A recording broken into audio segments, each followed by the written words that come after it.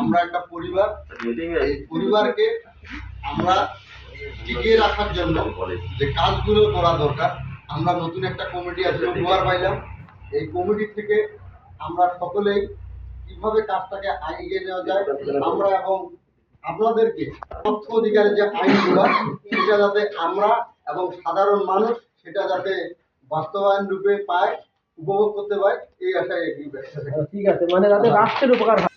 উপস্থিত পঞ্চগড় জেলার বিভিন্ন জায়গা থেকে আগত ভাই ও বোনেরা, জনাব কানি চাপা সহ সকলের প্রতি রইল আমার আন্তরিক শুভেচ্ছা ও সালাম। আসসালামু আলাইকুম। আমি ব্যক্তিগতভাবে অরাজনৈতিক এবং অলাভজনক প্রতিষ্ঠানে বলবার সুযোগ পেয়ে আমি নিজেকে ধন্য মনে করছি। এটি এমন একটি সংগঠন আমার কাছে মনে হয়েছে যে আমরা মানুষের অধিকারগুলো নিয়ে আমরা কাজ করতে যাচ্ছি। আজকে পঞ্চগড় সদরে এটির যাত্রা শুরু হতে যাচ্ছে এই আহ্বায়ক কমিটির মাধ্যমে। তো একটি কথা আমাদেরকে মনে রাখতে হবে যে আসলে আমরা কাজ যতটা উৎসাহ উদ্দীপনা নিয়ে শুরু করি, কিন্তু এই যে ধারাবাহিকতাটা রক্ষা করার দায়িত্ব আমাদের সকলকেই অন্তর্ভুক্ত হলাম। এর বাইরে আমরা যারা রয়েছি আমরা সবাই মনে করব এই সংগঠনটি আমাদের একটি প্রাণের সংগঠন হবে।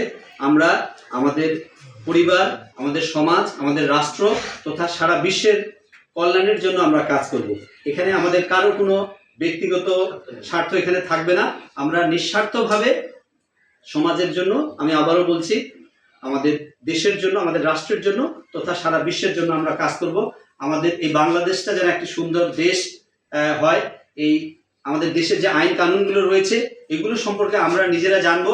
আমাদের আশেপাশে যারা রয়েছে আমরা সবাইকে এই যে তথ্য অধিকার যে আইন রয়েছে এ সম্পর্কে আমরা অবগত করব এই সংগঠনের মাধ্যমে।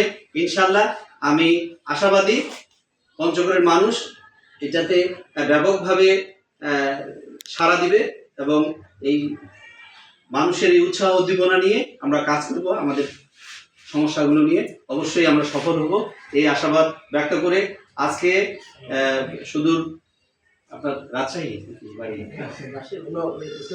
সৈয়দপুরে থাকে, উনি কষ্ট করে এসেছেন, ওনাকে আমি ধন্যবাদ জ্ঞাপন করছি।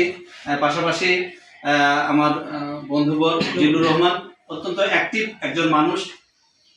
এখানে যারা উপস্থিত আমরা যারা পঞ্চগড়ের, আমি মনে করি পঞ্চগড়ের মানুষ অত্যন্ত শান্তিপ্রিয় মানুষ, সংগঠন প্রিয় মানুষ। আমরা সংগঠনের মাধ্যমে ভালো কিছু করব এই আশাবাদ ব্যক্ত করে রিবের উত্তরোত্তর সমৃদ্ধি প্রসার কামনা করে আমি আমার কথা এখানে শেষ করছি।